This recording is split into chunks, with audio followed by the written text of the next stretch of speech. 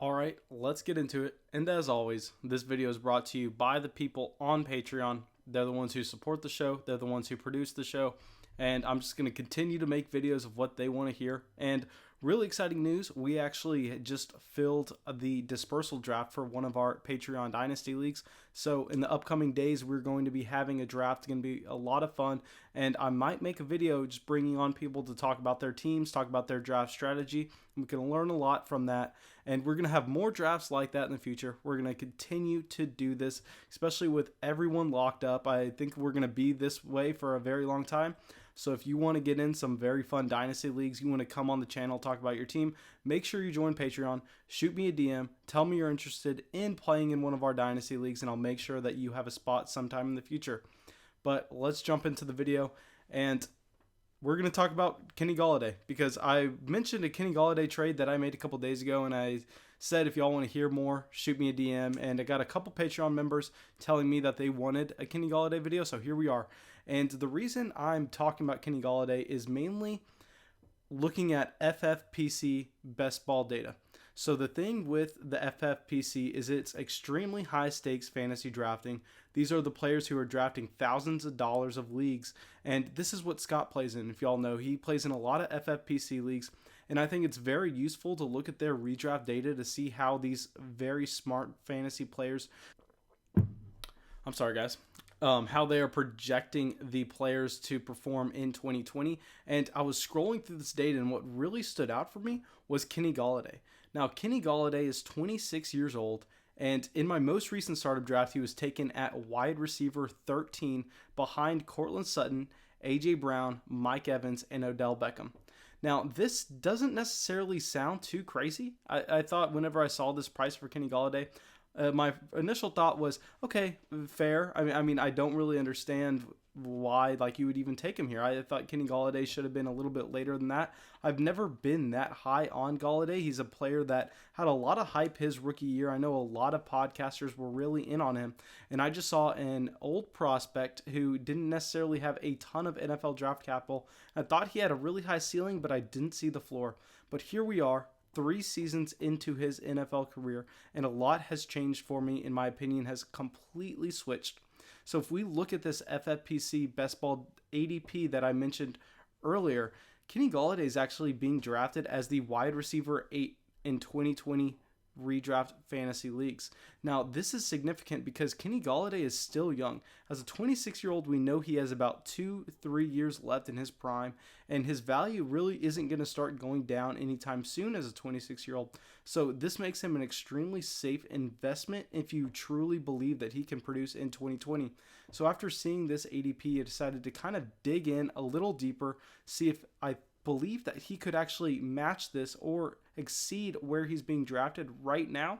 So by doing this, I'm going to look at his 2019 season. I'm going to look at the wide receivers around him in the offense and where their outlook is going forward. So let's start it off. Overall, in 2019, Kenny GOLLADAY had 116 targets, 65 receptions, almost 1,200 yards, and 11 touchdowns. So first thing we have to notice with Kenny GOLLADAY is he is extremely efficient with every target that he gets. With his targets, we know that he's going to have a high yards per target and a good touchdown rate. And this isn't necessarily just random in my opinion, because this is the kind of wide receiver that Kenny GOLLADAY is. He's a big-bodied, vertical threat wide receiver. So we know when he does catch the ball, which it's not going to be very often, his catch rate is going to be low just because of where he's getting targets on the football field, he's going to make a lot happen. So what's really important about his 2019 season, in my opinion, is we want to kind of separate what happened. We don't want to necessarily look at the overall season, just because we all know Matthew Stafford, his starting quarterback, went down halfway through the year. So I'm going to try to look at 2 different splits for both Kenny GOLLADAY and Marvin Jones. We're going to get into Marvin Jones a little bit later on in the video, but these splits are going to be weeks 1 through 9 and weeks 10 through 17. Now, this is significant, as always, just because Matthew Stafford is going to be the quarterback for the Lions in 2020. I know a couple people are making rumors of the Lions looking at a quarterback early in the draft.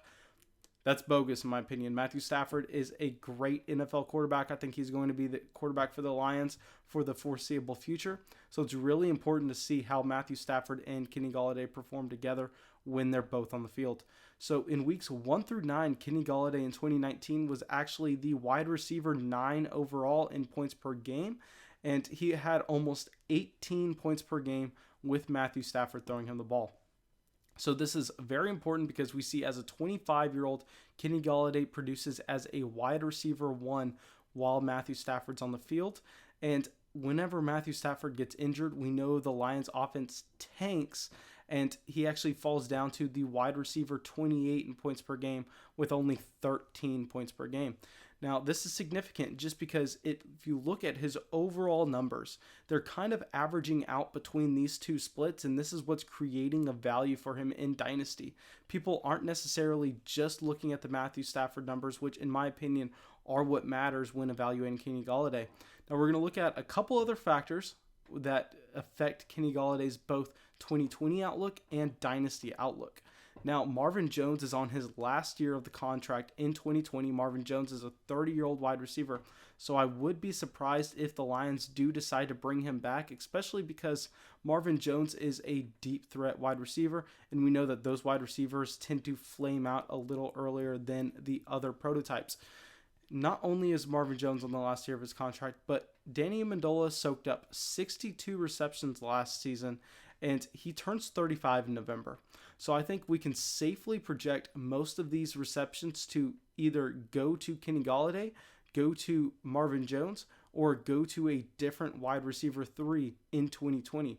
And I believe this is their 4th leading pass catcher on the team in 2019 was J.D. McKissic, who is now on the Washington Redskins. So that opens up another 34 targets to be available for either the wide receiver 3 on the team, Marvin Jones, or Kenny Golladay. Most likely, some of these are going to be siphoned off to TJ Hawkinson. We are expecting him to take a significant step forward going into year 2. But at the same time, this is a significant amount of targets that are unaccounted for in this offense.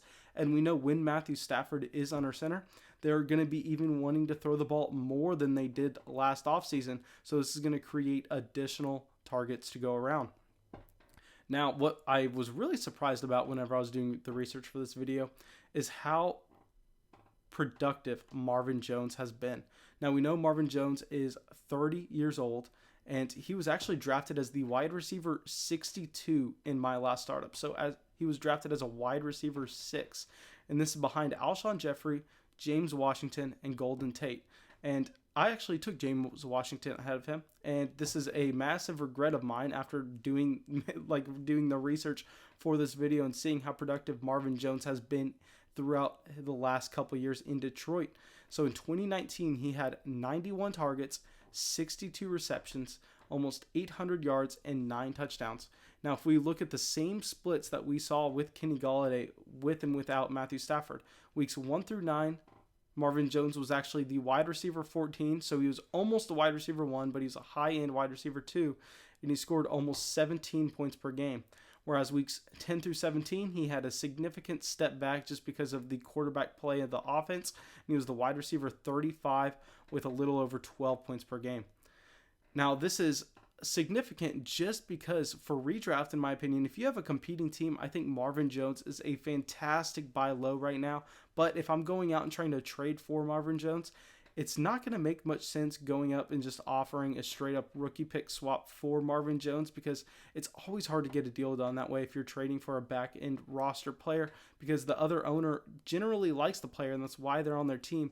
And if you approach them directly for that player, they're not going to be that interested. So if I'm trading for Marvin Jones, a good tactic that you can use, that I use all the time, is I kind of find a player on my roster and a player on my opponent's roster that are about the same value-wise to me, and then I offer those players as a swap and then add Marvin Jones to the other side. So this way, usually you'll get a decline on the first offer, but then you can get a counter offer with the same players you offered, and maybe you can throw in a 3rd round pick, and then you can get Marvin Jones that way.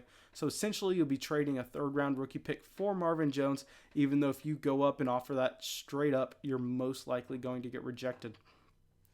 Now, let me try to give some advice of what I believe you can trade for Kenny Golladay, because I think that's the main target in Dynasty right now. I think he has an extremely high ceiling and an extremely high floor, so those are the players you want to be going after. And recently, I traded DeAndre Hopkins and DJ Chark for Juju Smith-Schuster and Kenny Golladay.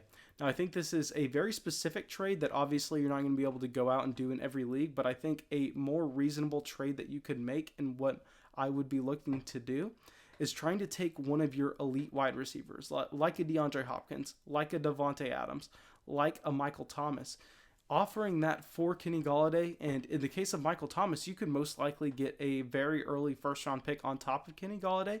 In the case of DeAndre Hopkins and Devontae Adams, you could get a mid to late first-round pick. Maybe if you can offer a DeAndre Hopkins for Kenny Golladay, a 108 and a 204.